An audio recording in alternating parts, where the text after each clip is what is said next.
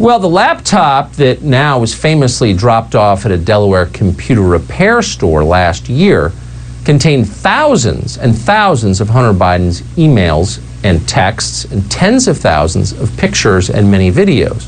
We're still discovering more tonight. But just hours ago, the site Breitbart.com reported on new documents that did not come from Hunter Biden's laptop. Instead, they came from a former business associate of Hunter Biden's, directly to Breitbart. The documents show that Hunter Biden and his business partners helped rich Chinese investors and members of the Chinese Communist Party obtain meetings with then Vice President Joe Biden. And we know Hunter Biden, and possibly Joe Biden himself, went on to make a lot of money with the help of those Chinese officials. Why isn't anyone else in the media talking about this? This isn't some made-up nonsense. It's not an October surprise. This is China, our main global rival that is overtaking us. But back to the story. On October 19th, 2011, at 2:08 p.m., an intermediary emailed an associate of Hunter Biden with a pitch on behalf of something called the China Entrepreneur Club, or CEC. It's comprised of senior members of the Chinese Communist Party and other wealthy officials from China. In the email, the intermediary referred to the CEC as, quote, China Inc. He made it very clear that China Inc. wanted high-level access to the Obama White House. Quote, a group like this does not come along every day. A tour of the White House and a meeting with a member of the Chief of Staff's office and John Kerry would be great. The email went on this way, quote, not sure if one has to be registered to do this. In other words, we're not sure if it's legal. Was it legal? Doesn't sound it. But that didn't slow down Hunter Biden or his associates. The email was quickly forwarded to Devine Archer, Hunter Biden's business partner, on November 5th, 2011. On November 11th of that year, Archer wrote to Hunter Biden to tell him he had a meeting with the intermediary and that it was, quote, good. Archer added that it, quote, seems like there was a lot to do together down the line. In a separate email that same day, Archer wrote this, quote, couldn't confirm this with Hunter on the line, but we got him his meeting at the White House Monday for the Chinese folks. We got him his meeting on Monday with the Chinese folks at the White House. Okay. Turns out White House records show that the CEC indeed got the chance to visit the White House on November 14th, just like they asked. But the White House records from that day don't indicate that they met with the vice president. Today, though, Breitbart did a little reporting and found an obscure document from the CEC, accessible online, that confirms the group did have a meeting with Joe Biden. So why wasn't this meeting with the sitting vice president part of the public record? You remember the Obama White House used to brag about how it was the most transparent administration in history. Every visit was logged, unless national security would be compromised. But this visit wasn't logged, and yet it happened. So Hunter Biden delivered. What did he get in return? Well, we know that Hunter Biden went on to make a lot of money with the help of the Chinese investors he helped out. He and Devine Archer formed an investment fund backed by the Chinese government that was closely linked to the CEC.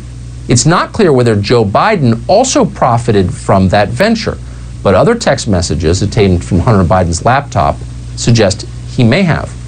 The New York Post, for example, found an email showing that Hunter Biden may have reserved 10% of his equity stake in a Chinese company for, quote, the big guy. Another Hunter Biden text message suggests that his father was forcing him to turn over half of his salary. More documents like this are coming.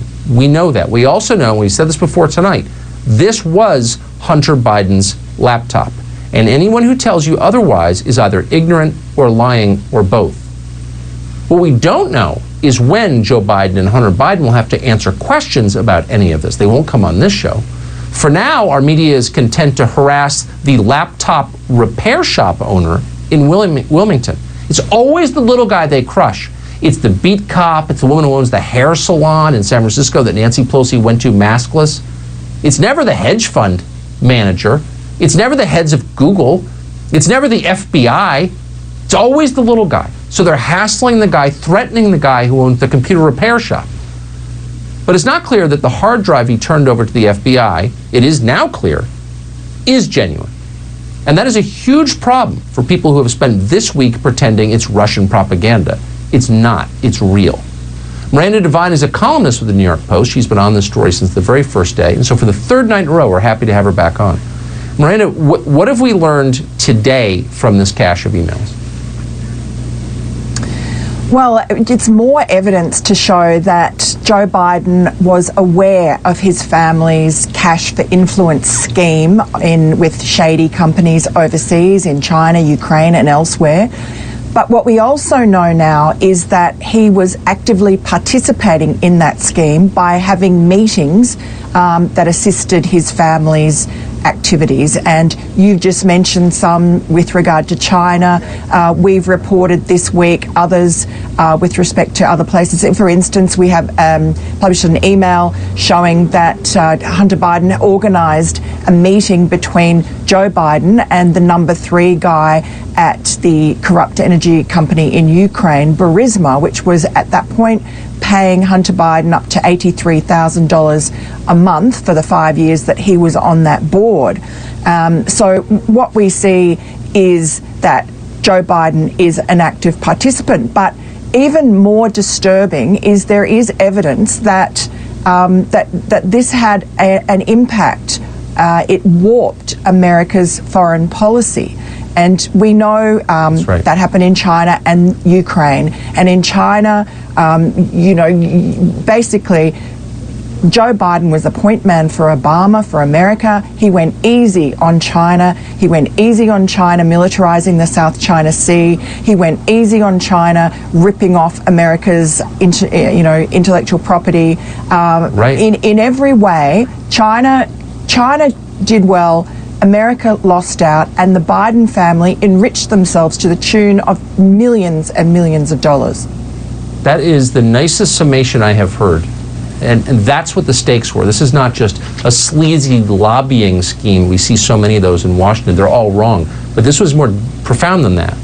This was a selling out of the country. Miranda Devine, I appreciate your coming on and summing it up for us as you did. Thanks.